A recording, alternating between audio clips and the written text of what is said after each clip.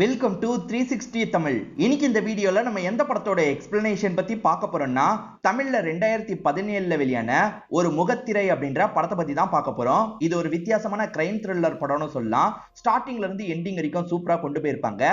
கண்டிப்பா இந்த படத்தோட கதை உங்க எல்லாருக்குமே பிடிக்கும்னு நம்புறேன். இந்த படத்துல ரகுமான் ஒரு முக்கியமான ரோல் பண்ணிருப்பாரு. நான் முதல்ல இந்த படத்தோட பிளாட்டை பத்தி சொல்றேன். ஆக்சுவலா சைக்காலஜி ஸ்டூடெண்டா ஒரு பொண்ணு இருப்பாங்க. அவங்க வெளிநாட்டுல மேற்படிப்பு படிக்கணும்னு நினைக்கிறாங்க. Facebookல ஒரு நபர்கிட்ட பழகுறாங்க. அந்த நபர்கிட்ட ஹெல்ப் கேட்டு அந்த நபர் மூலியமா வெளிநாட்டுக்கு போலான்ற மாதிரி யோசிக்கிறாங்க. அவரை நம்பி வந்த இடத்துல அவர் வராம இருக்காரு. அதுக்கப்புறம் இந்த கதையில என்ன நடக்குதுன்னு சொல்றதுதான் முக்கியமான கதையா இருக்கும். நான் அதெல்லாம் சொன்னேன்னா நிறைய ஸ்பாயில் ஆயிடும், அதனால தான் சொல்லல. எக்ஸ்பிளனேஷனுக்குள்ள போறதுக்கு முன்னாடி வீடியோக்கு ஒரு லைக் போடுங்க. இந்த எக்ஸ்பிளனேஷன் பிடிச்சிருந்ததுன்னா ஐப்ன்ற ஆப்ஷனை கிளிக் பண்ணி சப்போர்ட் பண்ணுங்க. மேற்கொண்டு பேசி டைம் வேஸ்ட் பண்ணாம நம்ம நேரடியா எக்ஸ்பிளனேஷனுக்குள்ள போயிடலாம். படத்தோட ஸ்டார்டிங் சீனே கோயம்புத்தூர்ல இருக்க ஒரு மெடிக்கல் காலேஜை காட்டுறாங்க. சைக்காலஜி ஸ்டூடெண்ட்னு சொல்லுவாங்கல்ல, இந்த ஸ்டூடெண்ட்ஸ் படிக்கிற ஒரு காலேஜா தான் இருக்கும். இப்ப குறிப்பா கண்மணின்னு ஒரு பொண்ணை காட்டுறாங்க. இவங்க Facebookல ரோஹித்னு ஒரு நபர்கிட்ட பேசிட்டு இருக்காங்க. அவர்கிட்ட சாட் பண்ணா அவர் பதிலுக்கு சாட்டே பண்ண மாட்டாரு. இப்ப ஷாலினின்ற இன்னொரு பொண்ணை காட்டுறாங்க. இவங்களுக்கு கண்மணியை சுத்தமா பிடிக்காது. இப்ப டீச்சர் பேப்பர்லாம் தந்துட்டு இருக்கும் போது பாராட்டி பேப்பர் தராங்க. சூப்பரா மார்க் வாங்கியிருக்கான்னு ஷாலினியை பாராட்டுறாங்க. இப்ப ஷாலினி என்ன சொல்றாங்கன்னா, மேடம் கண்மணி போன் யூஸ் பண்றான்ற மாதிரி சொல்லிட்டாங்க. அடுத்ததா கண்மணியோட பேப்பர் வருது. கண்மணி ஷாலினியை விட நிறைய மார்க் வாங்கியிருக்காங்க. டீச்சர் முதல்ல பாராட்டுறாங்க. ஆனா போனை யூஸ் பண்ணல, நீ கிளாஸ்ல இருக்க கூடாது, வெளியே போன்னு சொல்றாங்க. ஷாலினி தான் நம்மள மாட்டி விட்டுருக்கான்னு கண்மணிக்கு தெரியுது. முறைச்சு பார்த்துட்டு இந்த இடத்தை விட்டு கிளம்ப ஆரம்பிக்கிறாங்க. ரோஹித்ன்ற பையன் கிட்ட இருந்து மெசேஜ் வரலன்னு நினைச்சாங்கல்ல, இப்ப மெசேஜ் வருது. இவங்களுமே ஜாலியா அந்த நபர்கிட்ட சாட் பண்றாங்க. அவரு போட்டோவை போட்டிருக்காரு, இவங்க போட்டோவையும் கேட்டுட்டு இருக்காரு. இப்ப சென்னையில இருக்க ஒரு ஐடி கம்பெனியை காட்டுறாங்க. மாயான்ற ஒரு பொண்ணு நேத்து வந்து ஜாயின் பண்ணிருக்கணும், ஆனா கொஞ்சம் லேட் ஆயிருச்சு போல. இன்னைக்கு தான் ஜாயின் பண்றதுக்காக வந்திருக்காங்க. இவங்கள சேர்த்த நபர் இருக்கார்ல, மேனேஜர் கிட்ட பயங்கரமா திட்டு வாங்குறாரு. அந்த பொண்ணு இன்னைக்கு வந்திருக்கணும்ல, இத கூட நீ பார்க்க மாட்டியா அப்படின்ற மாதிரி மேனேஜர் கிட்ட பயங்கரமா திட்டு வாங்குறாரு. இவர் பேரு அர்ஜுன் அப்படின்றது. இவர் திட்டு வாங்கிட்டு இருக்க எல்லாத்தையும் மாயா கவனிச்சுட்டு தான் இருக்காங்க. அவர் வெளியே வந்தோன்னா, சாரி சார் லேட் ஆயிருச்சு, நேத்து வர முடியாம போயிருச்சுன்ற மாதிரிலாம் சொல்றாங்க. ஒன்னால் தான் நான் திட்டு வாங்கினேன், இதுக்கப்புறம் இந்த வேலையில நீ ஜாயின் பண்ணவே தேவையில்லைன்னு சொல்றாரு. சார் அப்படிலாம் சொல்லாதீங்க சார், இந்த மாதிரி காரணத்தினால தான் லேட் ஆயிருச்சு, என்ன மன்னிச்சிருங்க அப்படின்ற மாதிரிலாம் ரொம்ப ரெக்வஸ்ட் பண்ணி கேட்கறாங்க. ஒரு ஸ்டேஜ்ல இவருமே சரின்ற மாதிரிலாம் ஏத்துக்கிறாரு. லைட்டா இந்த பொண்ணை இவருக்கு பிடிக்கவும் ஆரம்பிச்சிருது போல. இந்த மாயான்ற பொண்ணுமே அர்ஜுன் கிட்ட ஜாலியா சிரிச்சுலாம் பேசுறாங்க. ஷாலினியும் கண்மணியும் எப்ப பாரு சண்டை போட்டுட்டு இருக்காங்க. அதனால டீச்சர் பிரின்சிபல் கிட்ட இவங்க ரெண்டு பேரையும் கூட்டு வந்துடுறாங்க. பிரின்சிபல் இவங்க கிட்ட ஒரு வேலையை தராரு. அது என்னன்னு பாத்தீங்கன்னா, தெரபிஸ்டா சத்தியமூர்த்தின்னு ஒருத்தர் இருக்காரு. ரொம்ப ஃபேமஸான தெரபிஸ்டா இருப்பாரு. அவரை இங்க கெஸ்ட் லெக்சரரா கூப்பிடுறதுக்கு எவ்வளவோ ட்ரை பண்றாங்க, ஆனா அவர் வரவே மாட்டாரு. நீங்க ரெண்டு பேர் எப்ப பாரு மாத்தி மாத்தி போட்டி போட்டுட்டு இருக்கீங்கல்ல, இந்த விஷயத்துல ரெண்டு பேருமே போட்டி போடுங்க. உங்க ரெண்டு பேர்ல யாராவது ஒருத்தர் சத்தியமூர்த்தியை இந்த இடத்துக்கு வர வச்சிருங்க. அவங்க டேலண்டான ஆளுன்னு நான் ஒத்துக்கிறேன் அப்படின்ற மாதிரி பிரின்சிபல் சொல்லிட்டாரு. நான் வர வைக்கிறேன்ற மாதிரி கண்மணி சொல்றாங்க. இல்ல நான் வர வைக்கிறேன்ற மாதிரி ஷாலினி சொல்றாங்க. யாரோ ஒருத்தர் வர வைங்கன்ற மாதிரி பிரின்சிபலும் சொல்லிடுறாரு. ஷாலினியை பொறுத்த வரைக்கும் பணக்கார வீட்டு பொண்ணா இருப்பாங்க. அந்த பொண்ணு அப்பாக்கு கால் பண்றாங்க. அப்பா சத்தியமூர்த்தின்னு ஒருத்தரை இந்த இடத்துக்கு வர வைக்கணும்பா, உங்க இன்ஃபுளுன்ஸை பயன்படுத்தி வர வைங்கன்ற மாதிரிலாம் சொல்றாங்க. கண்மணிக்கு என்ன பண்றதுன்னு தெரியல. கண்மணியை பொறுத்த வரைக்கும் சென்னையில தெரிஞ்ச ஒரே நபர் அந்த ரோஹித் தான். சென்னையில தான் அந்த டாக்டரும் இருக்காரு. ரோஹித், உன்னால முடிஞ்ச அளவுக்கு பேசி அந்த டாக்டரை மட்டும் என் காலேஜுக்கு அனுப்பி வச்சிரு ப்ளீஸ் அப்படின்ற மாதிரிலாம் கேட்டுட்டு இருக்காங்க. என்னடி தெரியாத நபரை போய் நம்புற அப்படின்ற மாதிரி ஃப்ரெண்ட்ஸுங்களுமே கேக்குறாங்க. இப்ப சென்னையில இருக்க அர்ஜுனை நமக்கு காட்டுறாங்க. அர்ஜுன் பிஸியா வேலை பார்த்துட்டு இருக்கும் போது மாயாவும் வேலையை முடிச்சுட்டு கிளம்புறாங்க. அப்ப அர்ஜுன் கிட்ட இருந்து கால் வருது. எனக்கு சில வேலை பண்ணும், நீ வந்து ஹெல்ப் பண்ணா நல்லா இருக்கும்ன்ற மாதிரி சொல்லிட்டாரு. கண்டிப்பா வந்து ஹெல்ப் பண்றேன் அப்படின்ற மாதிரி மாயா சொல்றாங்க. ஆக்சுவலா இவரை பொறுத்த வரைக்கும் ஒரு ஃபங்க்ஷனுக்கு போக போறாரு போல. ஆனா நாளைக்கு ஒரு மீட்டிங் இருக்கு, அதுக்காக நீ தான் எல்லாத்தையும் ரெடி பண்ணி வைக்கணும்னு சொல்லிட்டாரு. நான் பாத்துக்கிறேன் அப்படின்ற மாதிரி இவங்களுமே சொல்றாங்க. உன்னை நம்பி தான் போறேன்ற மாதிரி இவருமே ஃபங்க்ஷனுக்கு கிளம்பி போயிடுறாரு. அதாவது கம்பெனி ரிலேட்டடா ஏதோ ஒரு பார்ட்டி நடந்துட்டு இருக்கு போல. அந்த பார்ட்டிக்கு ஃப்ரெண்டு கூட சேர்ந்து இவர் வந்துடுறாரு. கண்மணின்னு ஒரு பொண்ணை பத்தி சொன்ன பாத்தீங்களா, அந்த பொண்ணு இந்த படிப்பை முடிச்சோனே கல்யாணம் பண்ணி வச்சிடணும்னு வீட்டை சேர்ந்தவங்க யோசிக்கிறாங்க. ஆனா கண்மணி வெளிநாட்டுல போய் மேற்படிப்பு படிக்கணும்னு யோசிக்கிறாங்க. யூகேல போய் மேற்படிப்பு படிக்கணும்னு யோசிக்கிறாங்க. அதை பத்திலாம் ரோஹித் கிட்ட சாட் பண்ணிட்டு இருக்காங்க. இப்ப சென்னையில இருக்க அர்ஜுனை காட்டுறாங்க. பார்ட்டி முடிச்சுட்டு லேட்டா தான் வந்திருப்பாரு. காலையிலயும் லேட்டா தான் கண்முழிக்கிறாரு. ஐயோ மீட்டிங் வேற இருக்கே, கிளம்பணும் அப்படின்ற மாதிரி ஃப்ரெண்டு எழுப்பிட்டு சீக்கிரமா ரெடி ஆகி இவருமே ஆபீஸ்க்கு கிளம்பி வந்துட்டு இருக்காரு. இருக்காரு. ஆனா அதுக்குள்ள மீட்டிங் ஸ்டார்ட் ஆயிருது. அர்ஜுன் தான் இந்த மீட்டிங்ல பேசணும். ஆனா அசிஸ்டன்டான மாயா இருக்காங்க பாத்தீங்களா, மீட்டிங்ல செம்மையா பேசிட்டு இருக்காங்க. அங்க வந்து எல்லாருமே இம்ப்ரெஸ் ஆகுறாங்க. குறிப்பா மகேஷ்னு ஒருத்தர் வந்திருப்பாரு. அவருமே ரொம்ப இம்ப்ரெஸ் ஆன மாதிரி பார்த்துட்டு இருக்காரு. இவர் லேட்டா வரும்போது மீட்டிங்கே முடிஞ்சு போயிருது. நல்லபடியா இவங்க மீட்டிங்கை முடிச்சிருக்காங்கன்னு தெரிய வருது. இதுக்கெல்லாம் காரணம் என்னோட பாஸ் தான், அர்ஜுன் சொன்ன மாதிரி தான் நான் பேசினேன்ற மாதிரிலாம் சொல்றாங்க. அதனால எல்லாருமே அர்ஜுனையும் பாராட்டுறாங்க, அதே மாதிரி மாயாவையும் பாராட்டிட்டு இங்க இருந்து கிளம்புறாங்க.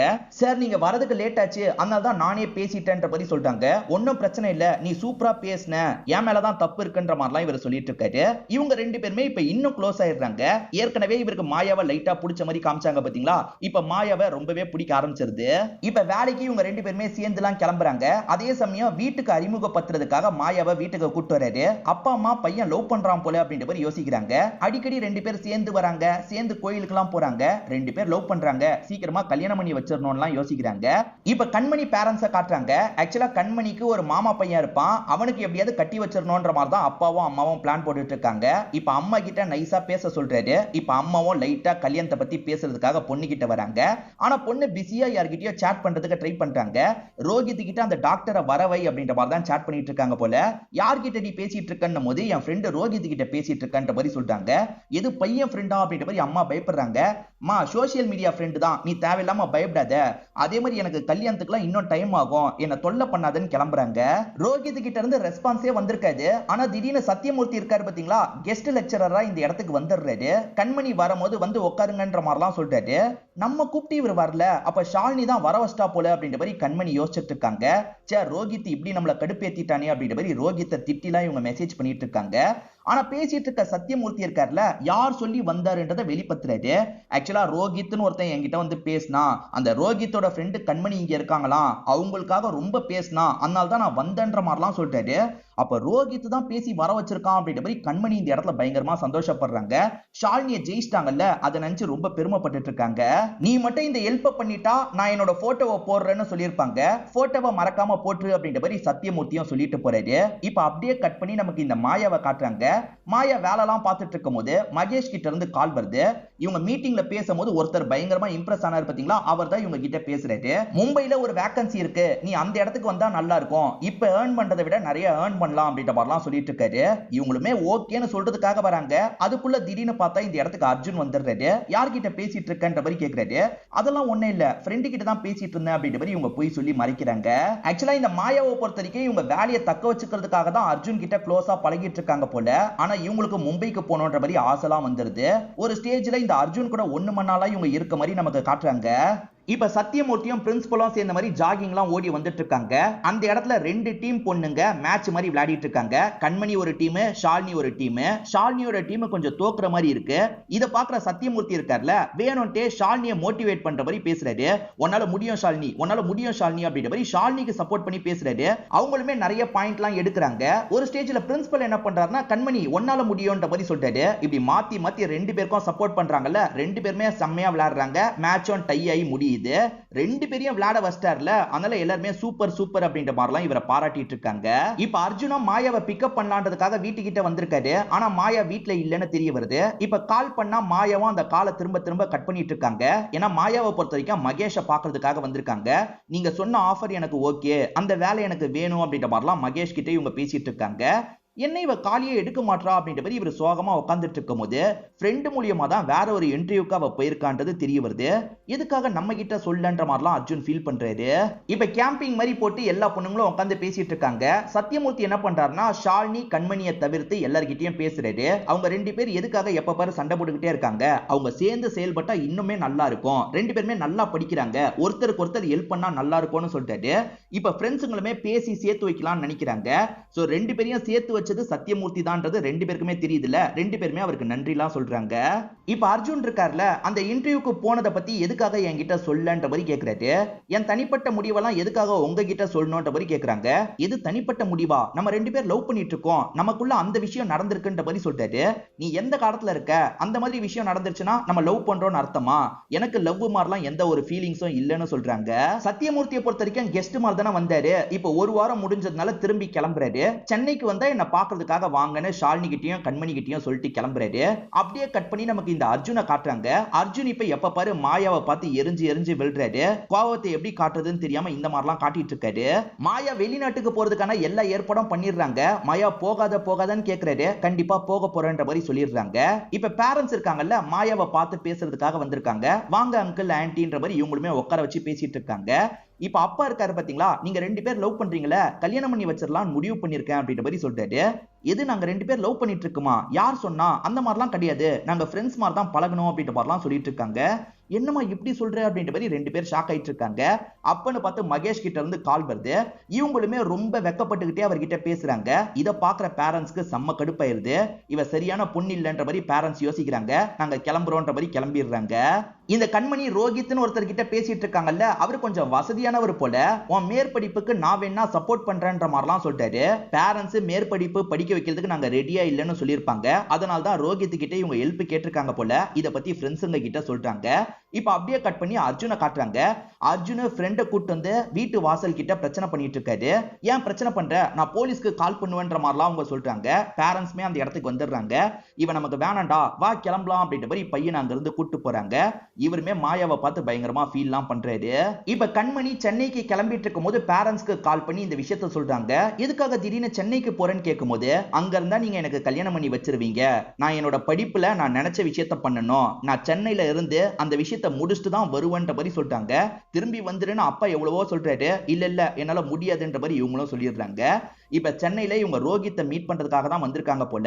அந்த இடத்துக்கு வந்தவங்க ரோஹித்துக்கு கால் பண்றாங்க. ரோஹித் போனியே எடுக்க மாட்டான். என்ன இவன் போனியே எடுக்க மாட்டான்ற மாதிரி இவங்க வெயிட் பண்ணிட்டு இருக்காங்க. அப்ப எதர்ச்சியா சத்தியமூர்த்தியை பாக்குறாங்க. என்ன இந்த பக்கம்ன்ற மாதிரி சத்தியமூர்த்தி கேக்குறாரு. கார்ல ஏறுன்ற மாதிரி அங்க இருந்து கூட்டு போறாரு.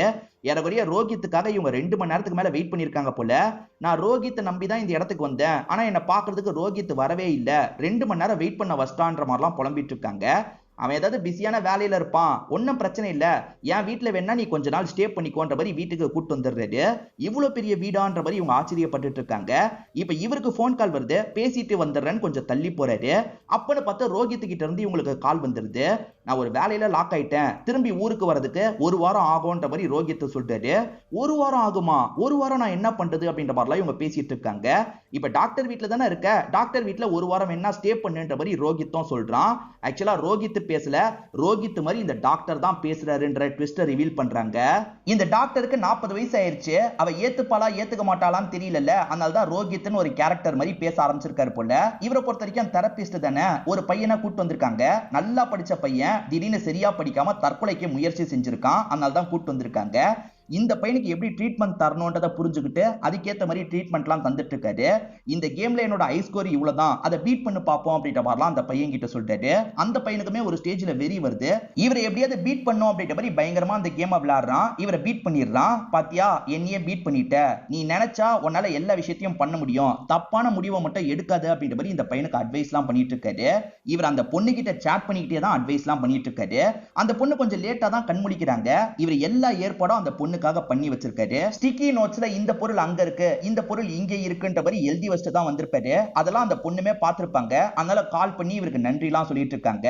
இப்ப சத்தியமூர்த்தி வீட்டுக்கு எதிர் வீட்டுல இருக்க ஒருத்தரை காட்டுறாங்க. இவர் வேலைக்கு கிளம்பலாம்னு நினைக்கும் போது ஒய்ஃப் துணியை காய போட்டுட்டு வாங்கன்னு சொல்லிட்டாங்க. இப்ப துணியை காய போடுறதுக்காக மாடிக்கு வந்தவர் எதிர இருக்க இந்த பொண்ணை பாக்குறாரு. இந்த பொண்ணை பயங்கரமா சைட் அடிச்சிட்டு இருக்காரு. இவர் சைட் அடிச்சிட்டு இருக்கும் போது இவரோட ஒய்ஃப் வந்து இந்த விஷயத்தை பாத்துறாங்க. இந்த வயசுல நீ சைட் அடிச்சிட்டு இருக்கியான்ற மாதிரி மூக்குலயே ஒரு குத்த வச்சிடுறாங்க. இப்ப கண்மணி சமையல்லாம் பண்ணிட்டு இருக்காங்க. டாக்டர் நீங்களும் ஃப்ரீயா இருந்தா வாங்க, சேர்ந்தே சாப்பிடலாம்ன்ற மாதிரி சொல்றாங்க. இவர் கொஞ்சம் வேலையில தான் இருக்காரு, இருந்தாலுமே அவங்க கூட சேர்ந்து சாப்பிடணும்ன்ற மாதிரி யோசிக்கிறாரு. இப்ப வேகமா கிளம்பி வீட்டுக்கு வந்துடுறாரு. ஜாலியா அவங்க கூட பேசிக்கிட்டே சாப்பிட்டுட்டு இருக்காரு. 1 வாரம் இங்க தானே ஸ்டே பண்ண போறாங்க, வேணும்ட்டு இவர் தான் ஸ்டே பண்ண வச்சிருப்பாரு. எப்படியாவது க்ளோஸ் ஆகணும்ன்ற மாதிரி ட்ரை பண்றாரு. அவங்க கூட ரொமான்ஸ் பண்ற மாதிரிலாம் இவர் யோசிச்சு பார்த்துட்டு இருக்காரு. அந்த பொண்ணுக்கு இதெல்லாம் சுத்தமா தெரிய மாட்டேங்குது. அந்த பொண்ணு வெளியே போறதுக்கு வரதுக்கெல்லாம் கஷ்டப்படுறாங்கல்ல, உனக்காக ஒரு பைக்கை வாங்கிடலாம்னு சொல்றாரு. எனக்காக எதுக்கு பைக்குன்னு கேக்குறாங்க.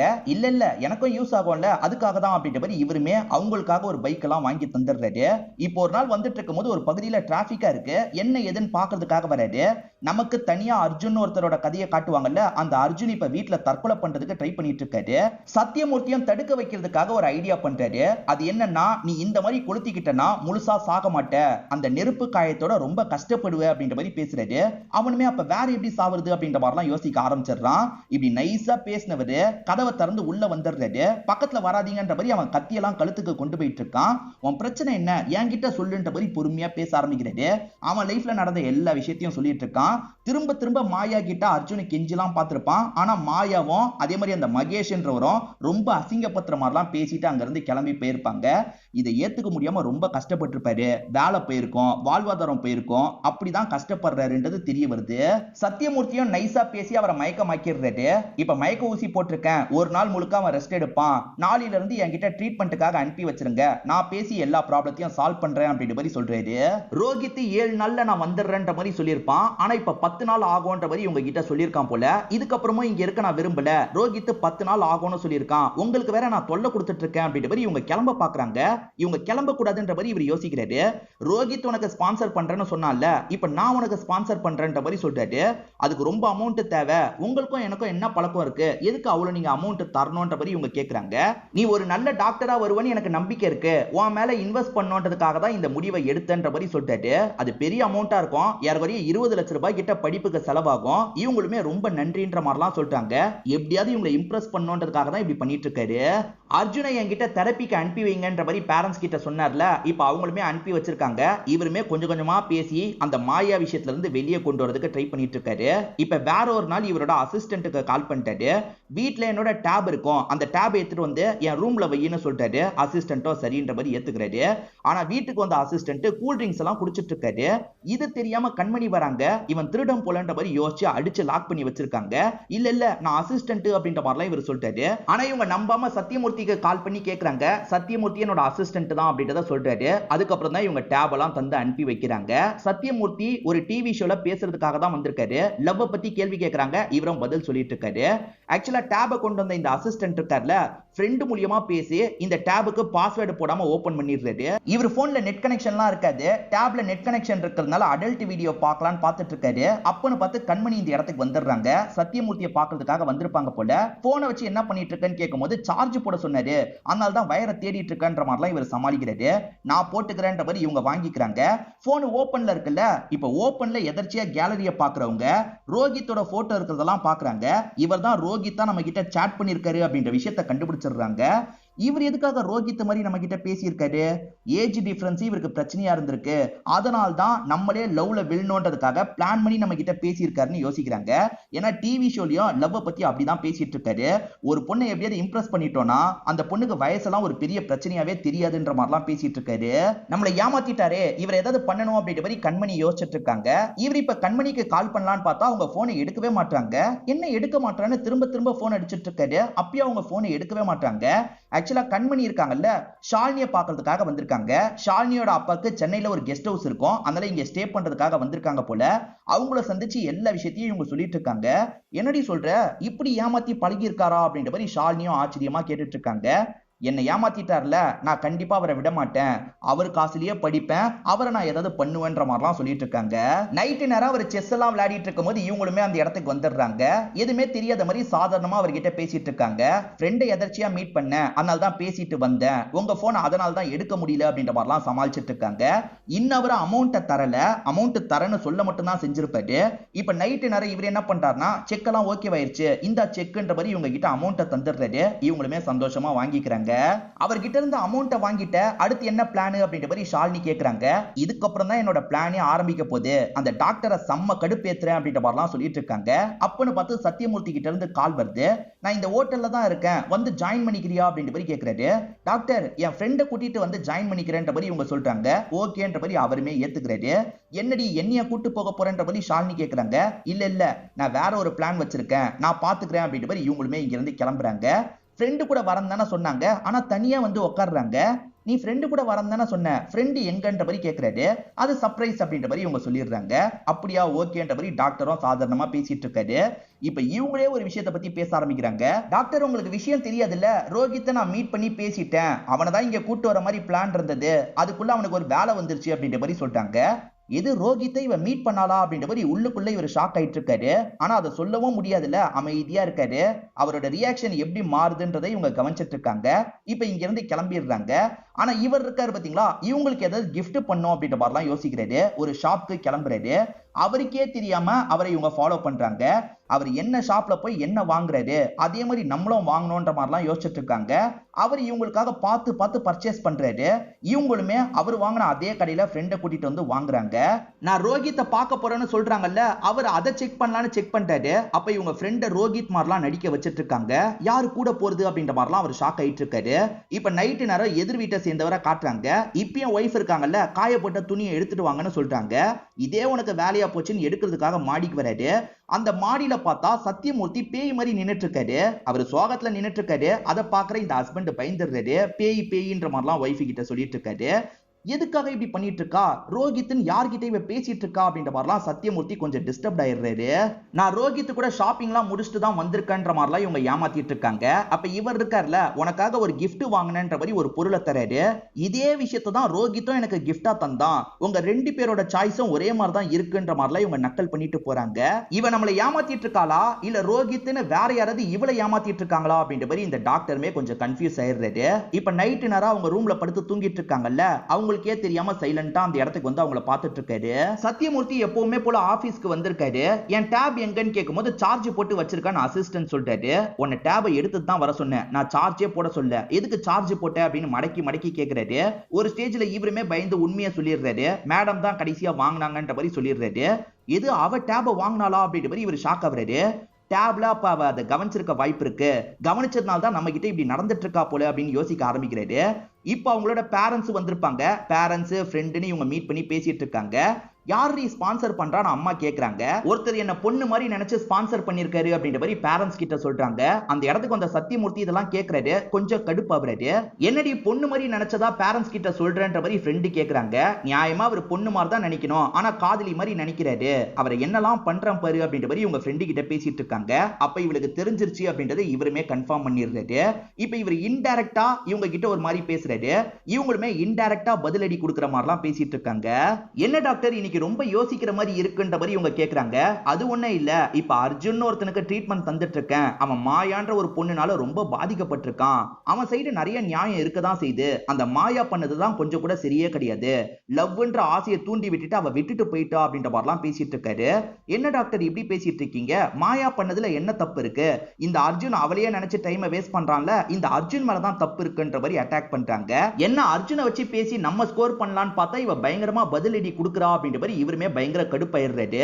போக போக லவ்ன்றது இவங்க மேல வெறுப்பா மாறுது. நம்மள ரொம்ப கிண்டல் பண்றா, இவளை ஏதாவது பண்ணணும் அப்படின்ற மாதிரிலாம் போக போக யோசிக்க ஆரம்பிச்சிடுறாரு. இவர் தந்த காசுலயே வெளிநாட்டுக்கு போறதுக்கான எல்லா ஏற்பாடையும் பண்ணிட்டு இருக்காங்க. நைட்டு நேரம் ரூம்ல தூங்கிட்டு இருக்கும் போது இவர் சைலண்டா அந்த இடத்துக்கு வந்துடுறாரு. மயக்க மருந்து மாதிரி இருக்கும் பாத்தீங்களா, கர்ச்சிஃப்ல மயக்க மருந்து அடிச்சு அவங்க மூக்குல வச்சு அவங்கள முழுசா மயக்கமாக்கிடுறாரு. அவங்க மயக்கத்துல இருக்கும் போது அவங்களுக்கு பக்கத்தையே படுத்துறாரு. எதுக்காக தேவையில்லாம என்ன வில்ல மாதிரி பார்த்துட்டு இருக்க, அதனாலதான் இப்ப உன்னை நினைச்சா எனக்கு கோவமா வருதுன்ற மாதிரிலாம் இவர் பேசிட்டு இருக்காரு. லைட்டா அவங்க மேல இவர் கோவப்பட ஆரம்பிச்சிட்டாரு அப்படின்றது நமக்கு தெரிய வருது. இப்போ ஏதோ ஒரு பிளானை யோசிச்சுக்கிட்டே இவருமே வேலை பார்க்கறதுக்காக ஆபீஸ்க்கு வந்துடுறாரு. எப்பவுமே போல தெரப்பி எடுக்கிறதுக்காக அர்ஜுன் வந்திருப்பாரு. இப்ப தெரப்பியை முடிச்சுட்டு கிளம்பலாம்னு நினைக்கும் போது தெரியாதனமா அங்க இருக்க போட்டோவை தள்ளி விட்டுறாரு. இவரை பொறுத்த வரைக்கும் அந்த கண்மணி போட்டோவை வச்சிருப்பாரு. இப்ப கீழே விழுந்து உடஞ்சதுல செம்ம கடுப்பாயிடுறாரு. பார்த்து போக மாட்டியான்ற மாதிரி திட்டுறாரு. சாரி உங்க ஒய்ஃபோட போட்டோவா அப்படின்ற மாதிரி அர்ஜுன் கேட்கிறான். ஆமா என்னோட ஒய்ஃப் போட்டோ தான், என் ஒய்ஃப் இறந்து போயிட்டா அப்படின்ற மாதிரி இவர் சொல்றாரு. எதுக்காக கண்மணி இறந்து போனதா சொல்றாருன்றது தெரிய மாட்டேங்குது. அர்ஜுன் இருக்கார்ல, ஒன்னும் பிரச்சனை இல்ல, பக்கத்துல ஃப்ரேம் போடுற இடம் இருக்கு, நான் ஃப்ரேம் போட்டுட்டு வந்துடுறேன்னு சொல்றாரு. சரி போய் ஃப்ரேம் போட்டுட்டு வாணி இவர் அனுப்பி வச்சிடுறாரு. அர்ஜுன் அனுப்பி வச்சவர் என்ன பண்றாருன்னா உடனே இந்த கண்மணிக்கு கால் பண்றாரு. எனக்காக சின்னதா ஒரு வேலை பண்ணும், இந்த இடத்துக்கு போய் அந்த வேலையை பண்ணுன்னு சொல்றாரு. அவங்களும் சரின்ற மாதிரி ஏத்துக்கிறாங்க. அர்ஜுனையும் கண்மணியும் பார்க்க வைக்கிறதுக்காக இப்படி பண்றாரு போல. இப்ப அர்ஜுன் ஃப்ரேம் எல்லாம் போட்டுட்டு கிளம்பலாம்னு நினைக்கும் போது கண்மணி நடந்து போறதை பாக்குறாரு. செம்மையா ஷாக் ஆயிடுறாரு. ஏன்னா டாக்டர் தான் இறந்து போயிட்டதா சொன்னார்ல, இறந்து போனவங்க எப்படி நடந்து போறாங்கன்ற மாதிரி தான் அர்ஜுன் ஷாக் ஆகுறாரு.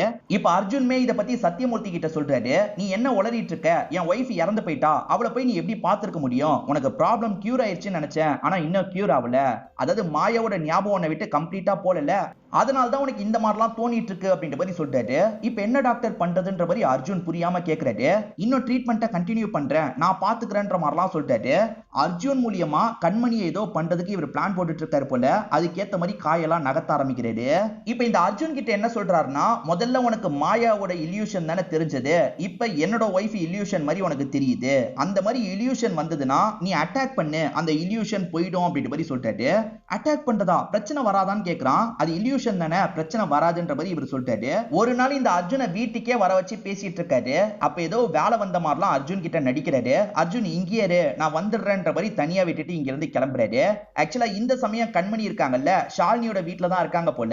கண்மணி வீட்டுக்கு வந்து எனக்கு ஒரு டாக்குமெண்ட்டை போட்டோ எடுத்து அனுப்ப முடியுமான்னு கேக்குறாரு. சரி ஓகேன்ற மாதிரி இவங்களுமே கிளம்பி வீட்டுக்கு வந்துடுறாங்க.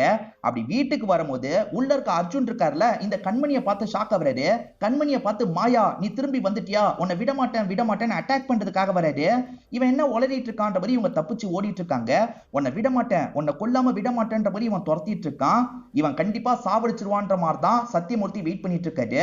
இவன் துரத்திட்டு வந்துட்டு இருக்கும் போது அடிக்கடி இவங்களை மாயா மாயான்னு கூப்பிடுறான். ஒரு ஸ்டேஜ்ல இவங்க கதவை சாத்திடுறாங்க. என்ன பார்த்து எதுக்காக மாயான்னு சொல்ற, நான் கண்மணி அப்படின்ற மாதிரிலாம் சொல்லிட்டு இருக்காங்க. ஏற்கனவே சத்தியமூர்த்தி அர்ஜுன் ஒரு நபரை பத்தி சொன்னாரு பாத்தீங்களா, ஓஹோ நீதான் அந்த அர்ஜுனா அப்படின்ற மாதிரி கேக்குறாங்க. ஆமான்ற மாதிரி இவன் சொல்றான். நீ தப்பா புரிஞ்சிட்டு இருக்க, அந்த டாக்டர் எனக்கு எதிராக உன்னை திருப்பி விட்டுருக்காருன்னு நினைக்கிறேன் அப்படின்ற மாதிரிலாம் இவங்க சொல்றாங்க. முதல்ல அவன் நம்பாம பேசிட்டு இருக்கான். சொல்றது கேளு, நான் இல்யூஷன்லாம் கிடையாது, நான் நெஜம், நான் டாக்டரோட ஒய்ஃப்லாம் கிடையாது, உன்கிட்ட பொய் சொல்லியிருக்காரு அப்படின்ற மாதிரி கொஞ்சம் கொஞ்சமா புரிய வைக்கிறாங்க. இவனுமே ஓரளவுக்கு புரிஞ்சுக்க ஆரம்பிக்கிறான். ஓஹோ எதுக்காக அவர் அப்படி பண்ணணும் அப்படின்ற மாதிரி கேட்கிறான். அவருக்கும் எனக்கும் இந்த மாதிரி ஒரு பிரச்சனை போயிட்டு இருக்கு, என்ன பழி வாங்குறதுக்காக தான் இப்படி பண்ணிருக்காரு போல அப்படின்ற மாதிரி இவங்க சொல்றாங்க.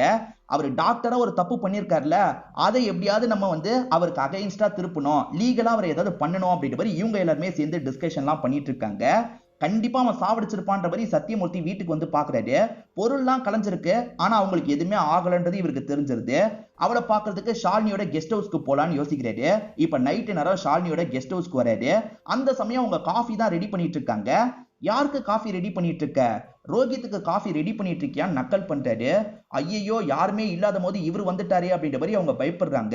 இவர்கிட்ட இருந்து தப்பிச்சு ஓடணும் அப்படின்ற மாதிரி தள்ளி விட்டுட்டு தப்பிச்சு ஓட ஆரம்பிக்கிறாங்க. இவளை விடக்கூடாது, இவ கதையை முடிக்கணும், ஏன்னா நமக்கு எதிராகவே அந்த அர்ஜுனை இப்ப திருப்பி வச்சிருக்கான்றதை இவர் புரிஞ்சுக்கிறாரு. இவங்க தப்பிச்சு ஓடிட்டு இருக்கும் போது அர்ஜுன் வராரு. அர்ஜுன் இவங்களை காப்பாத்துறதுக்கு ட்ரை பண்றாரு. ஆனா இந்த வில்லனான சத்தியமூர்த்தி இருக்காருல, அர்ஜுனை தள்ளி விட்டுட்டு இவங்களை பிடிக்கிறதுக்கு ட்ரை பண்றாரு. இப்படி மாத்தி மாத்தி சண்டை போட்டுக்கிட்டே இருக்காங்க. ஒரு ஸ்டேஜ்ல தப்பிக்கிறதுக்காக கண்மணி இருக்காங்கல்ல, மொட்டை மாடி கிட்ட போயிடுறாங்க. அங்க வச்சும் விடக்கூடாதுன்றதுக்காக இவர் துரத்திட்டு வந்துடுறாரு. உன்னை விட மாட்டேன் கண்மணி, நில்லு நில்லுன்ற மாதிரி துரத்திட்டு இருக்காரு. அவங்க அந்த விளிம்பு கிட்ட போய் நிக்கிறாங்க. அப்பயே இவர் துரத்தி பிடிக்கிற மாதிரி வராருல, ரெண்டு பேருமே ஸ்லிப் ஆன மாதிரி விழுந்துடுறாங்க. நம்ம செத்தாலும் பரவாயில்ல, இவளையும் சாவடிச்சிடணும் அப்படின்ற மாதிரி இவர் யோசிக்கிறாரு.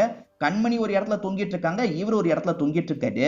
நம்ம எப்படியாவது கண்மணி இடத்துக்கு போய் கண்மணியும் தள்ளி விட்டணும், நம்மளும் செத்துறணும் அப்படின்ற மாதிரி யோசிக்கிறாரு. இரு கண்மணி நானும் வரன்ற மாதிரி இங்க இருந்து அங்க ஜம்ப் பண்றாரு.